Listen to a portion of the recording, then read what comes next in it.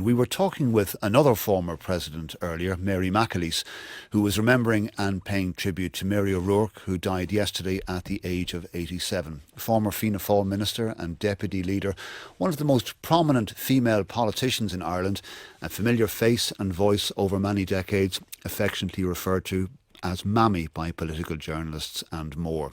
Mary McAleese described Mary O'Rourke as a wonderful and dynamic person who was so accepting of things in life and that she had a great capacity for friendship and kindness. Here she is in 2017 talking to Sean O'Rourke about what it was like turning 80.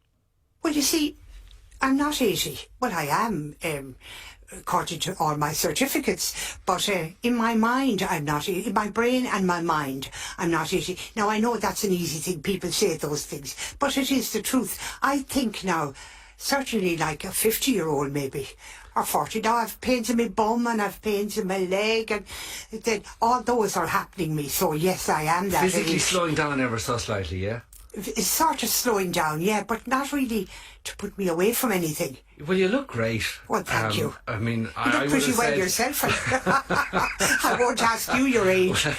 Mary O'Rourke with Sean O'Rourke in 2017, and in the same year, here she is on the Late Late Show telling Ryan Tubridy how much she missed her late husband Edna.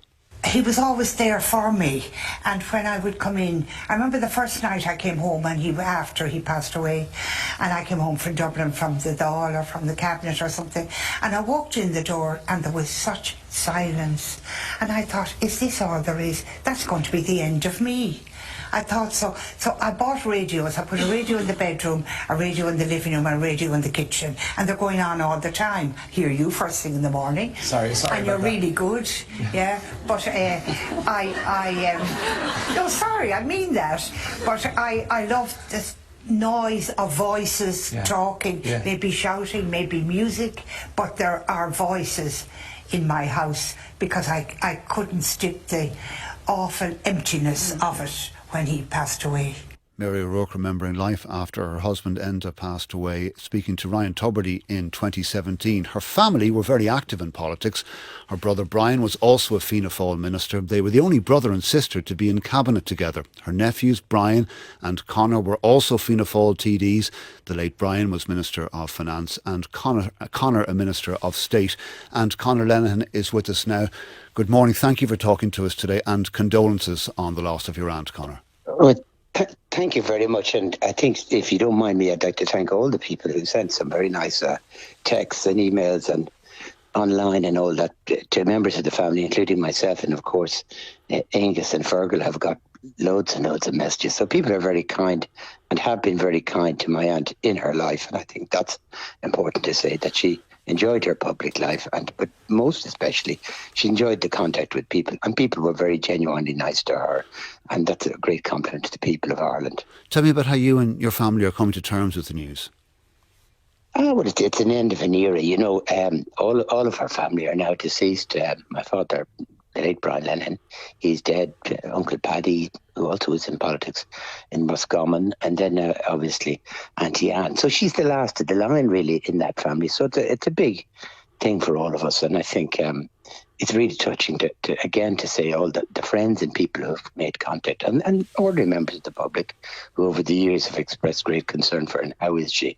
And I just want to tell all those people that I do admire that I was with her last week in the nursing home, and she was in great form. She really was in good form. So in a sense, it's been very sudden for the family and for Angus and Fergal, but kind of in a way it's very good, because she was really in good form last week and I met her, so it wasn't the case that she had lots and lots and lots of suffering, you know. Good to hear, because she had been a very familiar face and voice for us over the years, and we heard Mary talking to her, to Sean, when she turned 80. How had she been in recent years, Conor? Well, she went into the nursing home over a year ago, and and obviously things, some of her functions weren't the best, but she read her newspapers every day. She was an avid consumer of newspapers. I suppose most people in politics are slightly obsessed with what's in the media and about them, but she was a real kind of inveterate consumer of media. So, and she had a great many friends that I think, again, The people who were very supportive were people in the media profession, journalists. She had a very close relationship with journalists and very much appreciated their company. And that's something perhaps the public mightn't be aware of, that she had a very fine regard for members of the journalistic profession, including myself when I was a journalist. Of course, she didn't give me any scoops or anything when I was working as a journalist. But, she had a very high affection for the profession of journalism and respected it greatly. I think she often thought she might have become one herself at some stage. But I suppose in her retirement, she wrote books and she wrote articles. And she really had a fabulous retirement as well. She probably get better known in a way in retirement because of all the books she was writing and the articles she was writing. Tell us about the influence that she had on you and your late brother. How much she did enormous influence. I mean, I would remember particularly, because I'm the same age really as Fergal, and then my younger brother Niall was the same age as Angus, and we moved to Dublin, and then we'd spend a lot of our holidays with her. So we kind of knew her as an aunt, like our favourite aunt really, because she was fabulously entertaining. She had a job. She was a great educator. She used to bring students home for lunch and dinners and to give them extra tuition. So she was really a committed teacher, and she's a great kind of example of the contribution that the teaching profession has made to public life in Ireland, because, she'd have these wonderful students from Summerhill School that she was teaching history or French to, and she'd do extra tuition with them. She thought they were on for wanted big points or wanted to do medicine or some, difficult challenge.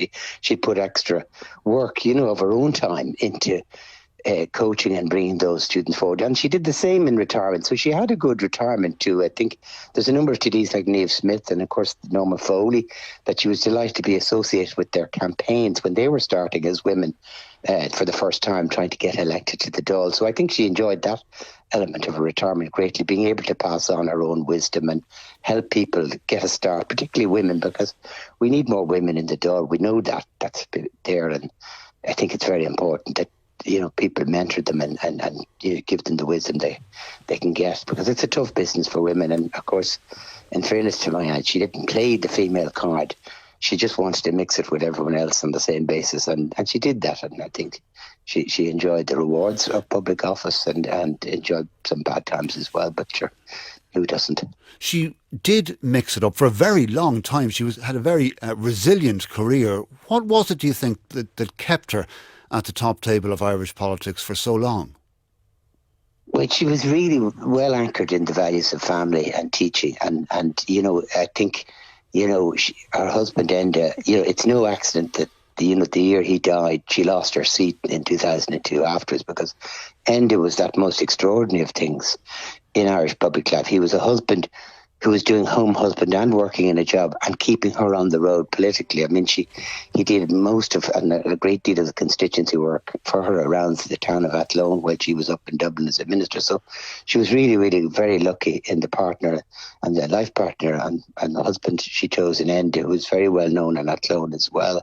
And so, I think there was a big gap in her life when Enda left, and of course she got on with it, and she didn't sort of stay at home crying all the time or anything like that. She just moved on, and I suppose really got to enjoy family life in retirement more.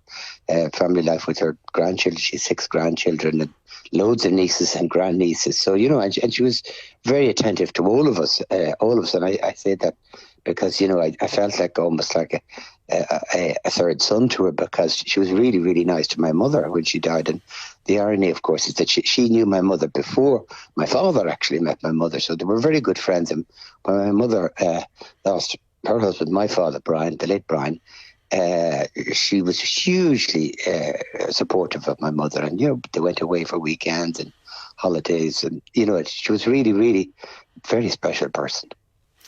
Conor Lenihan, thank you very much for speaking to us this morning and paying tribute to your aunt Mary O'Rourke. It's 7 minutes.